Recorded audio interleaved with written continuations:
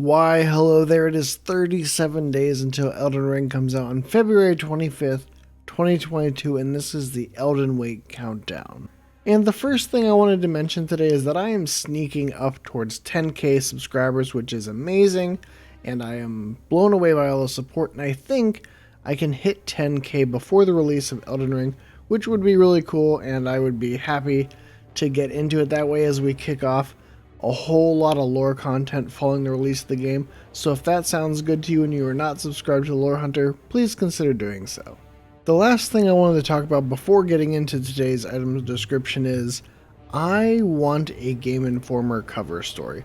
We have gotten our Edge magazine interview, which is traditional for the release of a Souls game, and it would just really complete the picture for me of pre-release information if we got a Game Informer cover story. The content that Game Informer released for Sekiro was great. I don't know if we could get something of that caliber because there's been a lot shown for Elden Ring at this point, and there wasn't quite as much for Sekiro, so they could dive into some of that a bit more. But I would really love something along the lines of Dark Souls 3, or something along those lines where they also did a cover story. And I was curious, what do you think should even be shown? I think there will be more information for Elden Ring before you get to like the launch trailer.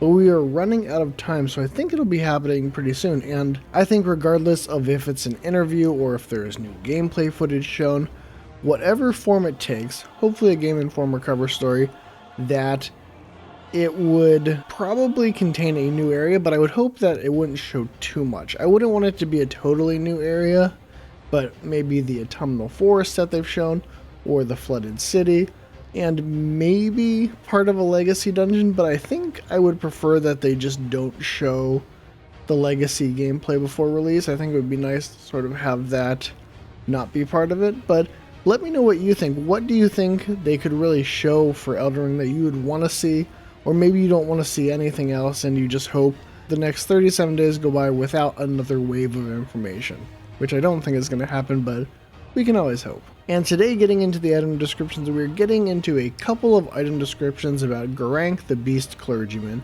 And today we have the Clawmark Seal, which says, a sacred seal given by Geraint the Beast Clergyman, which serves as a catalyst for casting sacred invocations. Sacred invocations must be memorized first at a site of lost grace, and a sacred seal must be equipped to cast them. So here we have it, Geraint the Beast Clergyman, which I think is just a really good sentence. I think the item description for tomorrow contains a lot of spicy details and is an S tier description, but I think this is a great way to introduce Geraint the Beast Clergyman, which is just such an evocative name. The Beastmen of Elden Ring are really interesting to me because we've seen this wolf man, and this guy who I'm still calling Tony the Tiger, and Godfrey has his lion friend. And then in the network test, you have the Beastmen of Farum Azula and the Lion Guard in Stormvale. What is a bit confusing but also really interesting to me is that all of these possess varying levels of perceived intelligence, where you have Geraint, Godfrey's lion, the Wolfman, who seem to be at least as smart as humans, if not smarter, and then you have something like the Lion Guard, who might simply be a beast. I'm not sure how it all fits together at this point, but that is part of the fun of reading these item descriptions. Now, I don't really think we have enough to make any big assertions, even though tomorrow will give us more information with the next item description. But what do you think? How do you think the Beastmen fit into Elden Ring, and are they transformed humans? Are they people who are just simply like lion men and wolf men?